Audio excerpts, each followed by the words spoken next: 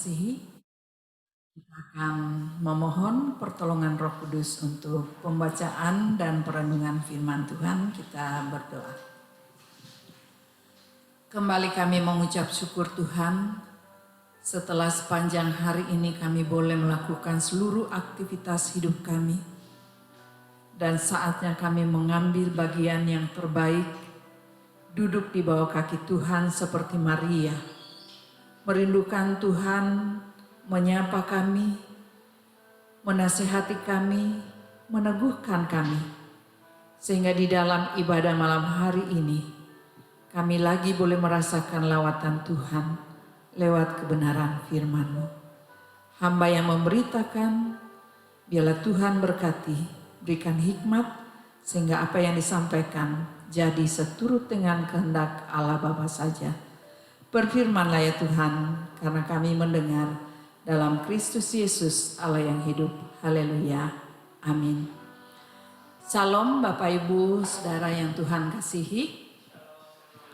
Malam hari ini saya akan mengajak Bapak Ibu untuk berdiskusi tentang firman yang akan kita renungkan bersama-sama.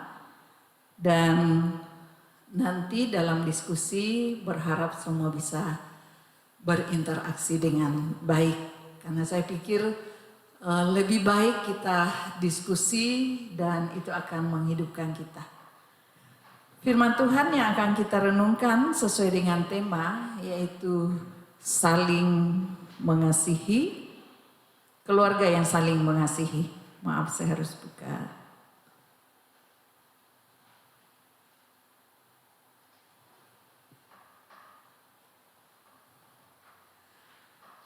Ya, tema malam hari ini yang akan kita diskusikan yaitu keluarga yang saling mengasihi.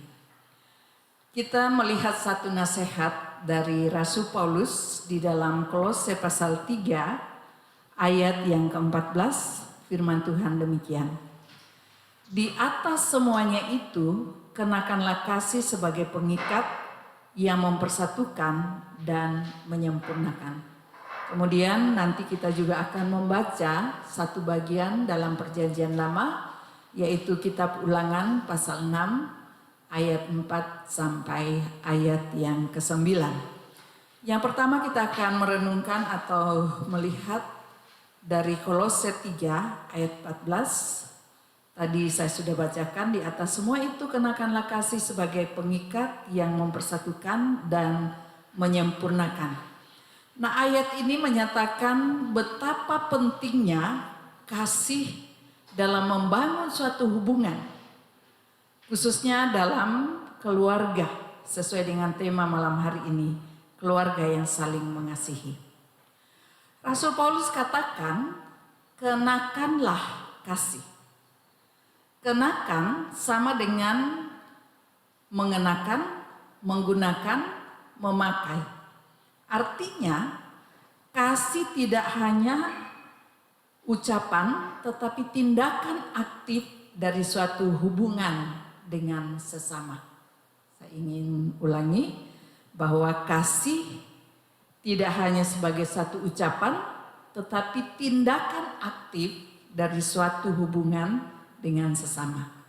Nah, Rasul Paulus menekankan bahwa di atas semua itu, apa yang ingin Rasul Paulus katakan bahwa di atas semuanya itu kenakanlah kasih. Berarti di sini penekanannya bahwa memang benar kasih itu adalah hal yang terpenting dari segala sesuatu dalam kehidupan manusia. Nah, ada 3 alasan atau tujuan mengapa mengenakan kasih itu penting. Mengapa mengenakan kasih itu harus dilakukan dalam kehidupan.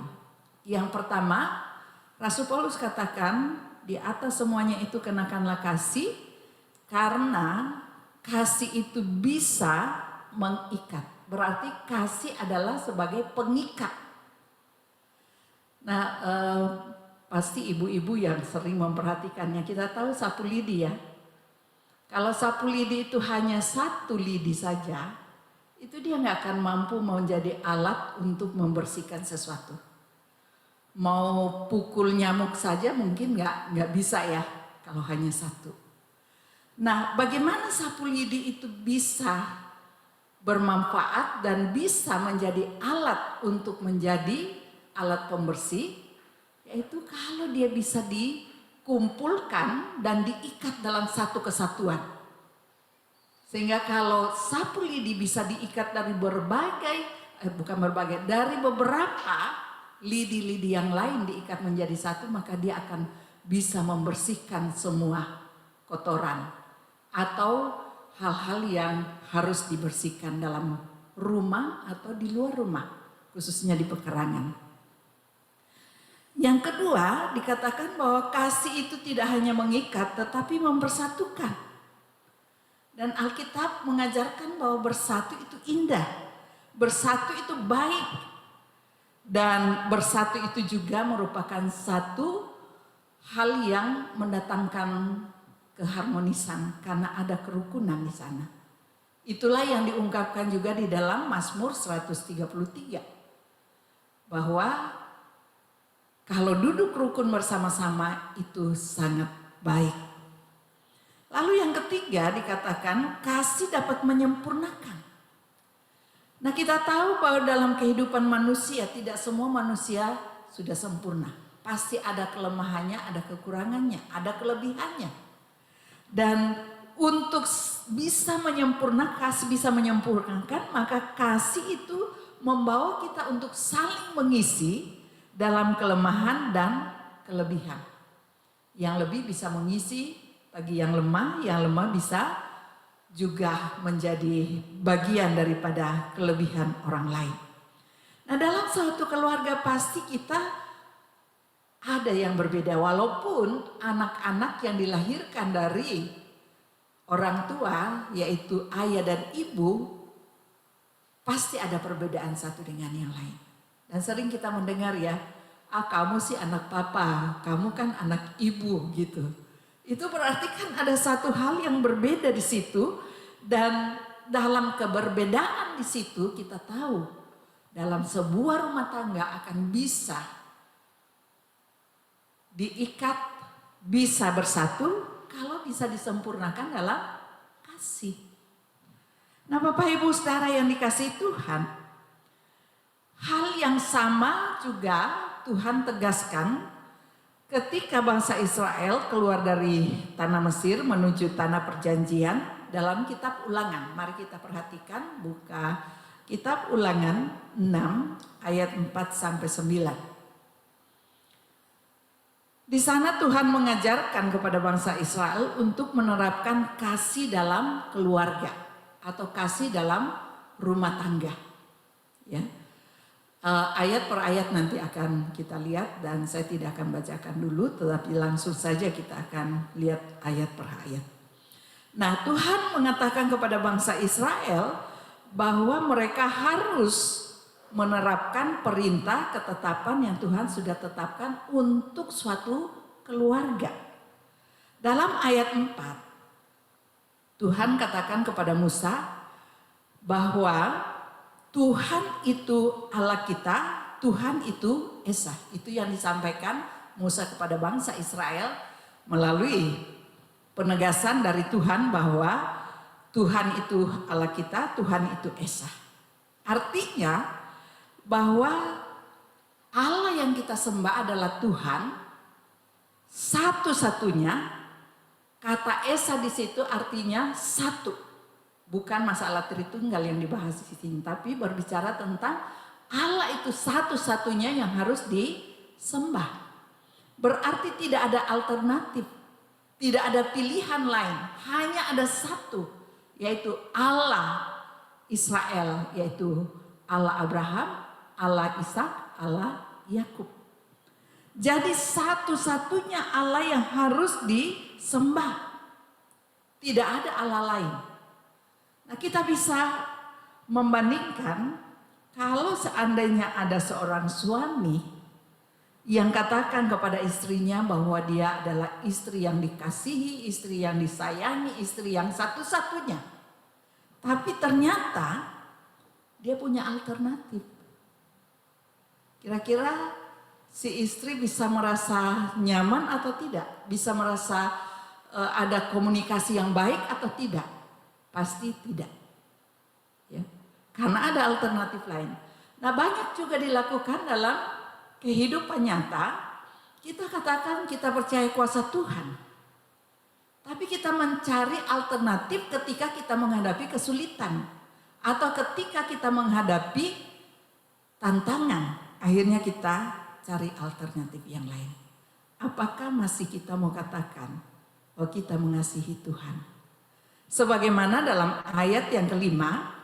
Ayat yang kelima memberikan ketetapan perintah bagaimana sikap terhadap Allah yang esa. Allah yang satu-satunya. Dikatakan di ayat 5 bahwa harus mengasihi Tuhan Allah dengan segenap hatimu dan dengan segenap jiwamu dan dengan segenap kekuatanmu. Jadi di sini Allah menginginkan bahwa Allah yang satu-satunya itu, Allah yang esa itu tidak boleh ada alternatif, tetapi hanya satu, dan Allah yang satu itu harus disembah, harus dikasihi dengan segenap hati, dengan segenap jiwa, dan dengan segenap kekuatan. Wujud daripada kasih terhadap Allah yang dinyatakan di sini bahwa kasih kepada Allah harus diwujudkan kepada kasih terhadap sesama. Dan kita tahu dalam perjanjian lama disebut Taurat, dan di dalam Taurat itu ada 10 hukum. Dan saya yakin kita semua sudah tahu bahwa Yesus mengelompokkan 10 hukum ini menjadi 2 hukum kasih. Hukum yang pertama yaitu yang utama adalah kasih kepada Tuhan. Dan hukum yang kedua adalah kasih kepada sesama. Itu dijelaskan dalam Markus 12 ayat 29 sampai 31. Nah, mari kita melihat bagaimana wujud daripada kasih Allah. Kasih kepada Allah adalah kasih kepada sesama. Bagaimana tindakan atau sikap dari kasih itu? Rasul Paulus katakan di dalam Roma 12 ayat 9 sampai ayat 10. Dikatakan, hendaklah kasih itu jangan pura-pura. Hendaklah kamu saling mengasihi sebagai saudara dan saling mendahului dalam memberi hormat, harus dengan tulus hati, tidak basa-basi. Ya. Jadi dalam sebuah rumah tangga, dalam sebuah keluarga, kasih itu jangan pura-pura. Nah, khususnya mungkin bagi anak-anak kita, ya. Mari kita didik mereka untuk tidak berpura-pura dalam mewujudkan kasih kepada Allah dan kasih kepada sesama, yaitu keluarga. Tapi bagaimana kita mengarahkan supaya mereka saling mengasihi sebagai saudara dan terutama saling mendahului memberi hormat. Nah, dalam rumah tangga masihkah kita terbiasa mengajak anak-anak kita untuk saling mendahului memberi hormat? Kalau bangun pagi masih saling menyapa selamat pagi atau tidak ya? Antara suami dan istri bangun pagi masih saling menyapa selamat pagi atau langsung sibuk aja ke kamar mandi atau melakukan aktivitas yang lain? Ya. Nah, ini bukan sebagai satu hal yang dibuat dengan pura-pura, tapi dikatakan harus dengan tulus hati dan tidak basa-basi.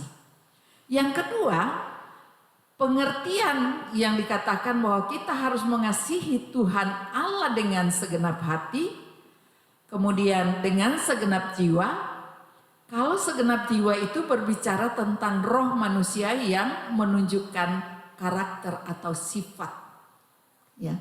Bagaimana karakter kita harus mewujudkan sikap mengasihi Allah dan mengasihi sesama. Maka Rasul Paulus juga menekankan dalam Galatia bahwa karakter kita harus diubahkan. Dari karakter yang dikuasai oleh kedagingan maka diubahkan menjadi karakter yang dikuasai oleh Roh. Kemudian yang ketiga, mengasihi Tuhan dengan segenap kekuatan. Kalau dalam Matius, dia tidak memakai istilah kekuatan, tetapi memakai istilah akal budimu. Mengasihi Tuhan dengan akal budi. Nah, ini berkaitan dengan kemampuan atau kesanggupan yang kita pakai dalam kehidupan kita untuk mempermuliakan Tuhan. Berarti menggunakan akal sehat kita, dan akal sehat itu bersumber dari takut akan Tuhan. Bapak Ibu saudara yang Tuhan kasihi, kita diajarkan untuk mengasihi Tuhan dengan segenap hati, dengan segenap jiwa, dan dengan segenap kekuatan atau akal budi. Artinya kita mengasihi dari kedalaman hati dan jiwa dan berwujud dalam sikap atau perilaku sehari-hari. Nah, inilah pemahaman yang paling mendalam dari arti kasih itu. Banyak kan orang selalu mengartikan kasih hanya dengan tindakan memberi saja. Tapi kalau kita melihat dari apa yang Tuhan ajarkan, yaitu mengasihi Tuhan dengan segenap hati, segenap jiwa, dan dengan segenap kekuatan atau akal budi, maka di situ menunjukkan bahwa kasih itu harus diwujudkan dalam seluruh aktivitas kehidupan kita yang lahir dari kedalaman hati, hati yang tadi sudah dibaharui oleh Roh Kudus, bukan lagi dikuasai oleh keinginan daging. Maka sikap yang kita miliki sebagai kasih kepada Allah yang keluar dari hati jiwa yang sungguh-sungguh tulus ikhlas, terwujud dalam hidup sehari-hari, maka kasih itu adalah kasih yang sungguh-sungguh berwujud dalam tutur kata, tindakan, dan juga perbuatan sesuai dengan apa yang kita inginkan untuk mempermuliakan Tuhan. Nah, dalam kitab Ulangan ini tidak hanya menjelaskan tentang makna dan arti kasih itu sendiri, tapi juga dikatakan bahwa ada tempat untuk kita mempraktekkan kasih. Nah, di dalam kitab Ulangan dari ayat yang ke-6 sampai ayat yang ke-9, bahkan ayat yang 9, dijelaskan di situ tempat dan juga cara untuk menerapkan kasih. Nah, tempat untuk mempraktekkan kasih jelas di dalam bagian ayat tadi, dari ayat 6 sampai ayat 9 dikatakan itu dalam rumah. Jelas sekali dikatakan bahwa untuk mempraktekkan kasih itu harus dimulai dari rumah. Karena dalam rumah itu akan keluar. Nanti kita lihat maknanya. Yang berikut bahwa bagaimana kita mempraktekkan kasih. Nah, kasih itu dipraktekkan dikatakan harus diajarkan. Diajarkan berulang-ulang kali kepada siapa? Anak-anak kita. Nah, kalau kita mengajarkan kasih berulang-ulang kepada anak-anak kita, berarti yang terlebih dahulu menjadi pelaku kasih adalah orang tua. Karena nggak mungkin orang tua bisa mengajarkan kasih kepada anak-anaknya kalau dia sendiri tidak hidup dalam kasih. Kasih yang tadi dikatakan mengasihi Tuhan Allah dengan segenap hati, jiwa, dan kekuatan atau akal budi. Ya. Jadi berulang-ulang harus diajarkan kepada anak-anak. Itu perintah yang ditegaskan oleh Allah ketika bangsa Israel akan masuk ke tanah Kanaan. Nah, di sana dikatakan apabila engkau di rumahmu, nah ini berbicara waktu. Apabila engkau di rumahmu, apabila engkau sedang dalam perjalanan, apabila engkau sedang berbaring, apabila engkau bangun. Apa yang harus dilakukan? Mengajarkan. Apa yang harus diajarkan? Yaitu kasih. Kasih kepada Allah yang diwujudkan terhadap kasih terhadap sesama. Nah itu berulang-ulang harus diajarkan. Saya kembali mengajak kita untuk merenung. Ini masihkah menjadi penerapan utama dalam rumah tangga kita? Bahwa rumah adalah tempat untuk mengajarkan kasih. Rumah adalah tempat mendidik anak-anak hidup dalam kasih. Rumah adalah tempat menghadirkan kasih Allah dalam membangun hubungan antara orang tua, anak dengan saudara, kakak adik, dan seisi rumah. Bahkan jangan hanya seisi rumah, mungkin pembantu kita juga. Karena dia tetap manusia, dia tetap sesama kita yang harus dikasihi. Lalu ayat yang ke-8, ayat ke-8 dikatakan bahwa kita harus diajarkan di ayat 8, haruslah engkau ikatkan sebagai tanda pada tanganmu dan menjadi lambang di dahimu. Apa yang harus diikat di tangan sebagai tanda? Dan apa yang harus menjadi lambang di dahi? Mungkin ini terjemahan bebas saya, tapi saya melihat ini sangat bermakna. Ya, apa yang diikat di tangan, yaitu kasih, kembali kasih. Dan kalau kita lihat fungsi tangan itu apa? Ya, apa fungsi dari tangan? Tangan itu bekerja. Tapi banyak tangan dipakai atau berfungsi tidak untuk bekerja, tetapi melakukan hal-hal yang tidak mendatangkan kebaikan.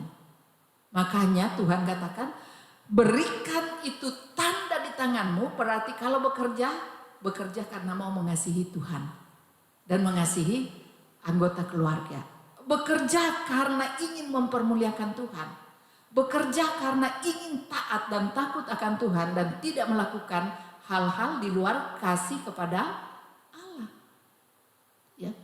Jadi sangat penting dikatakan, kasih itu juga harus menjadi tanda yang harus diikat di tangan. Lalu menjadi lambang di dahimu. Kira-kira dahi itu menggambarkan apa? Ya. Dahi menggambarkan adalah akal pikiran yang sehat tadi. Mengasihi Tuhan Allah dengan akal budimu, artinya akal yang sehat. Berarti taruhlah di pikiranmu, taruhlah di perencanaanmu, taruhlah di dalam segala sesuatu yang kamu pikirkan, yaitu kasih kepada Allah.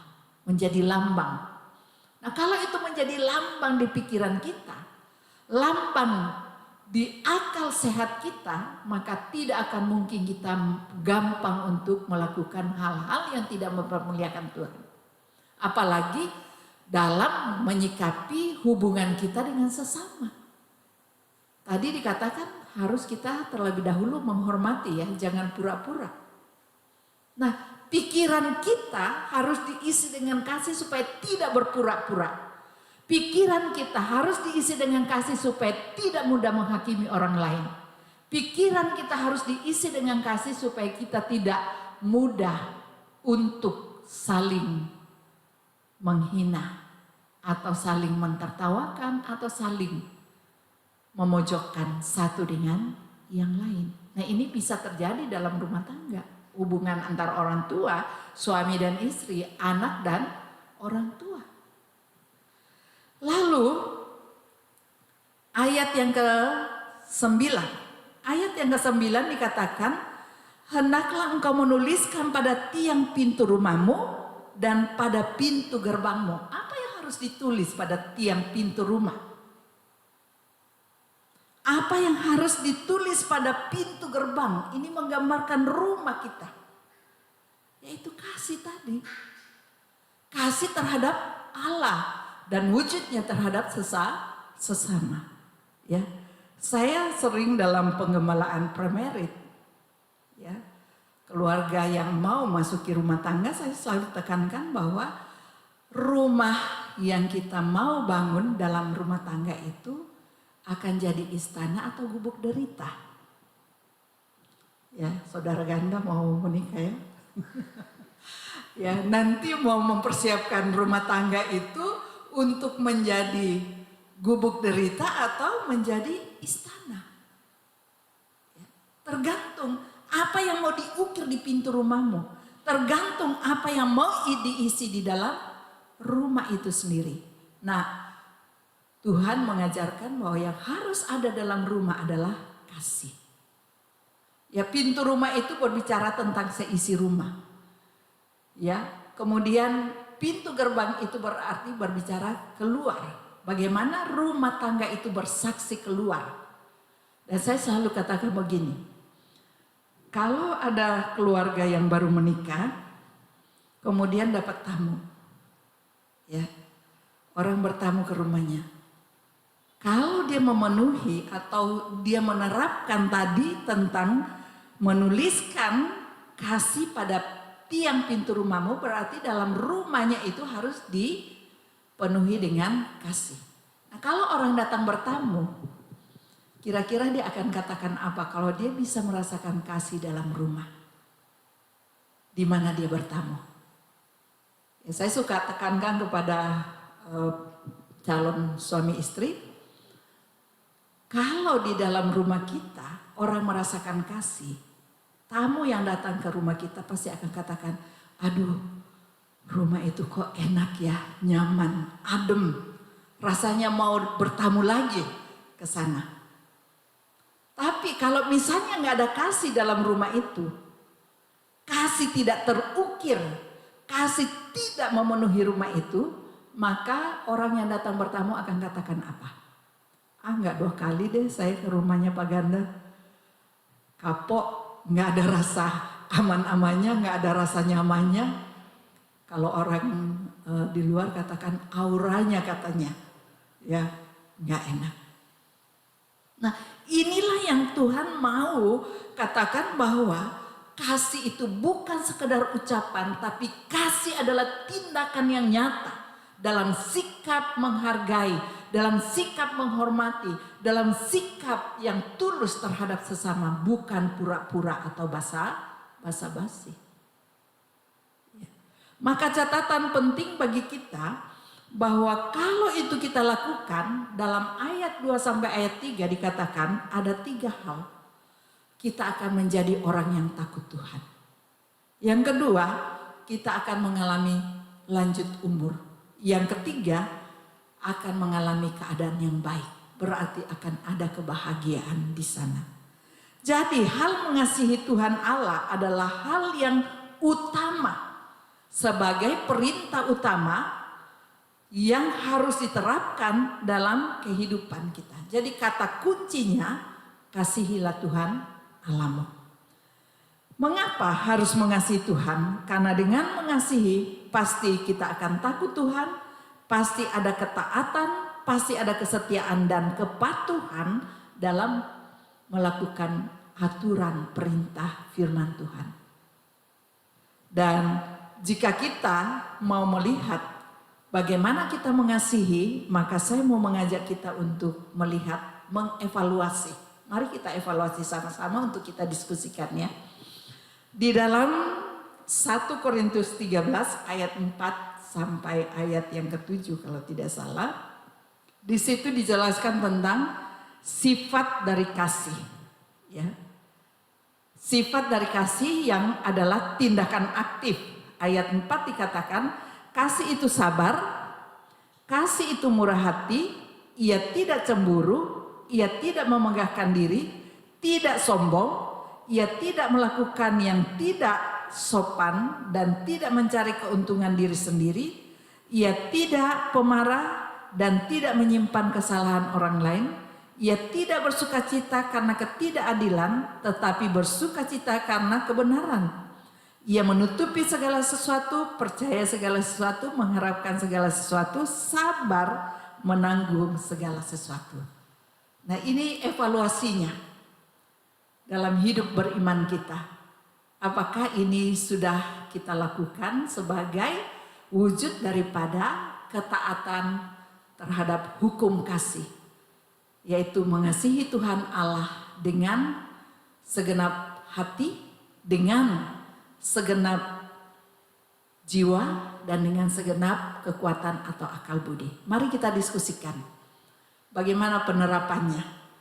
Saya serahkan kepada Bapak Ibu yang ada di rumah, ada waktu sedikit kita pakai untuk diskusikan supaya lebih hangat ya. Bagaimana wujud daripada saling mengasihi dalam rumah tangga atau keluarga yang saling mengasihi dengan apa yang kita sudah renungkan bersama-sama dalam penyampaian tadi. Dipersilakan siapa yang mau merespon atau mau bertanya atau menanggapi atau juga bisa sharing. Saya persilakan.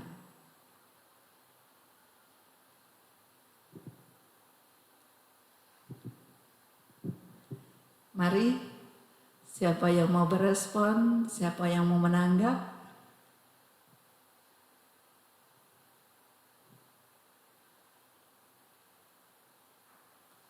Biasanya Pak Buana nih, atau Pak siapa Jufri yang suka, siapa lagi nih yang kelihatan.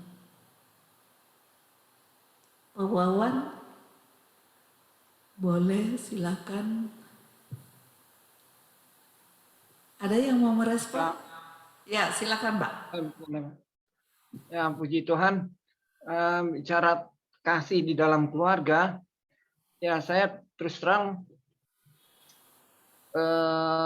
memang melalui kasih itu harus ada kerjasama. Tadi contohnya lidi kan ya, kerjasama. Jadi kita harus terapkan kasih di dalam keluarga.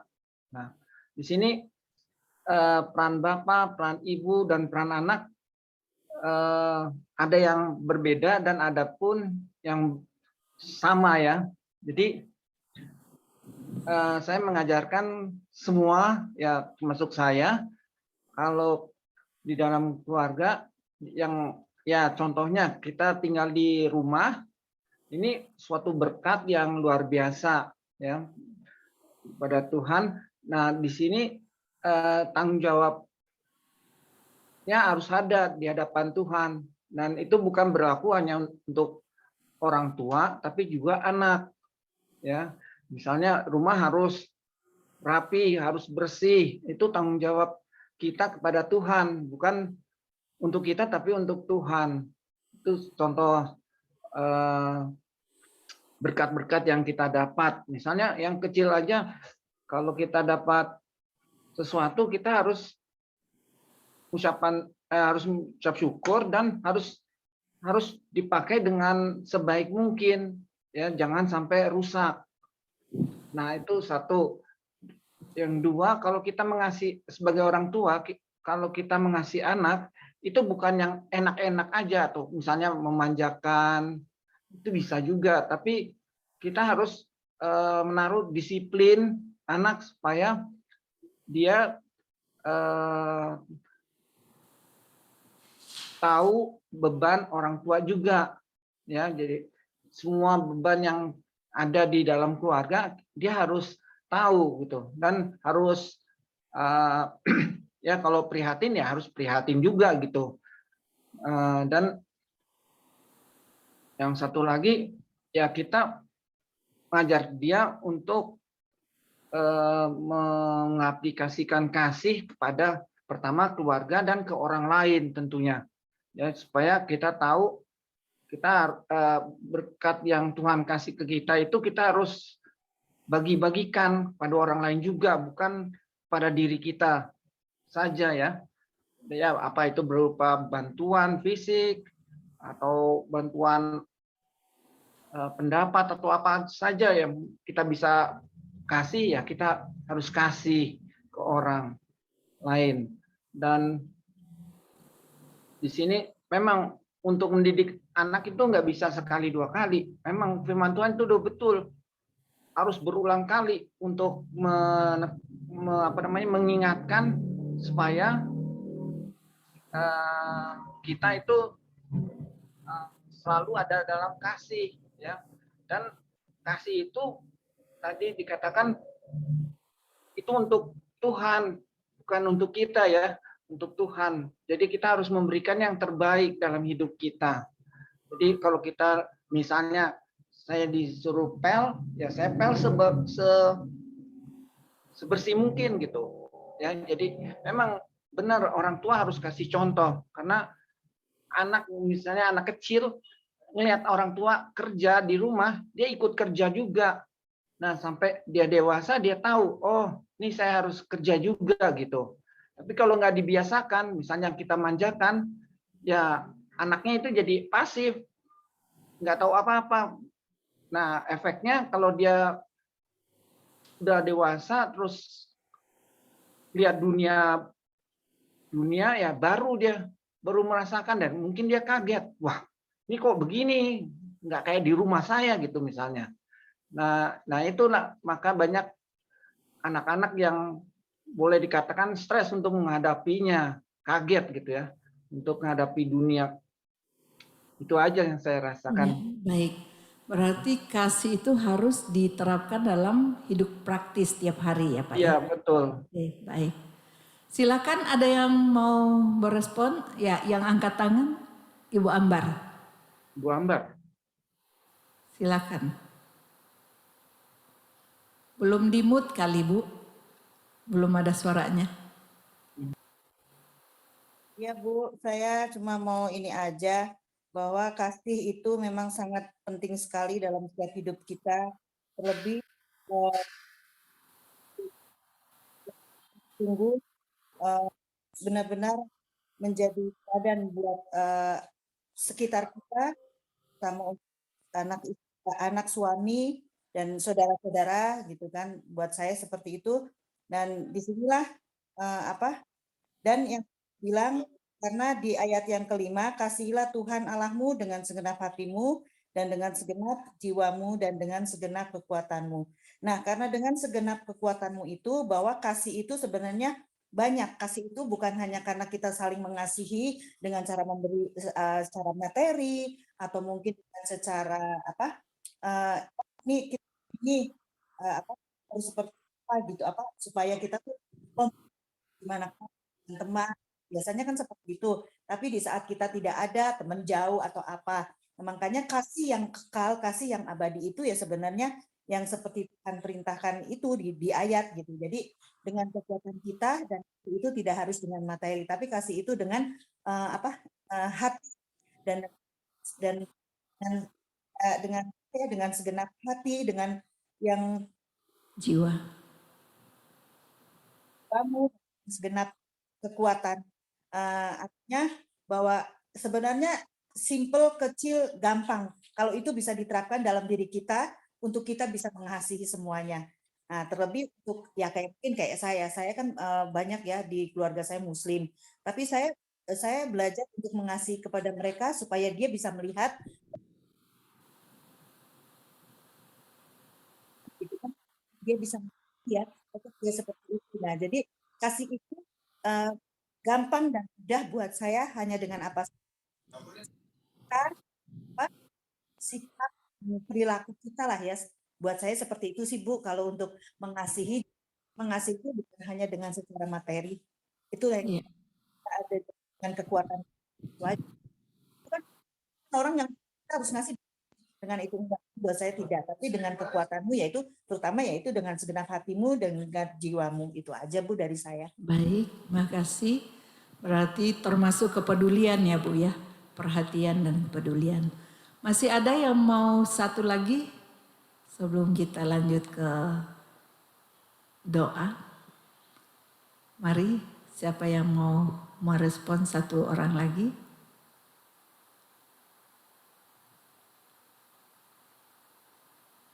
Dipersilakan.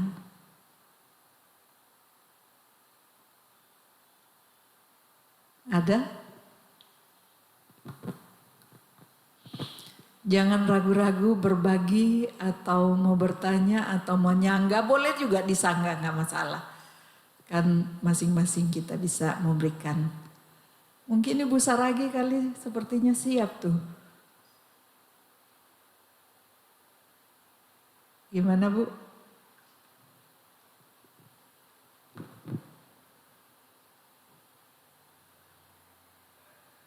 Silakan. Ada? Pak Buana udah buka tuh, udah di mute, buka mic-nya. Ya. Silakan Pak Buana. Sedikit Bu, kasih yang terbesar kan sudah Tuhan tunjukkan kepada kita dengan penebusan ya.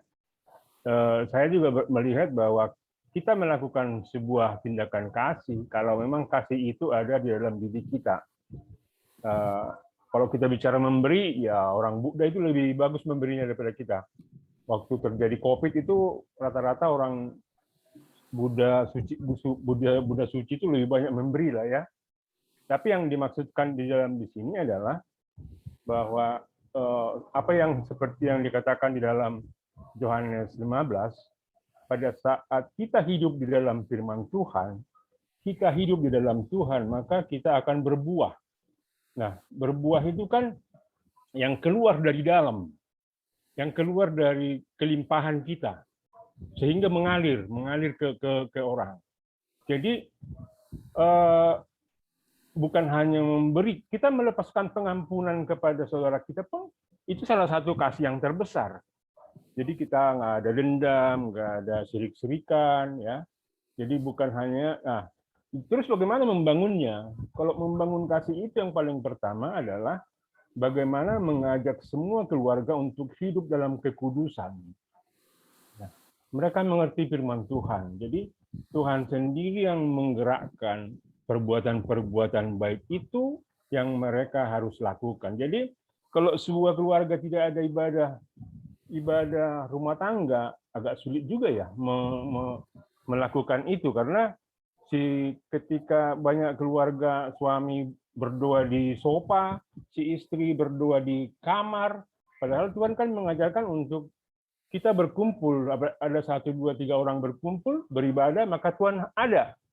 Tuhan tidak mengajarkan kita untuk berdoa sama-sama, tapi Tuhan mengajarkan kita untuk bersama-sama kita berdoa, bukan sama-sama berdoa. Artinya di mana-mana bisa berdoa.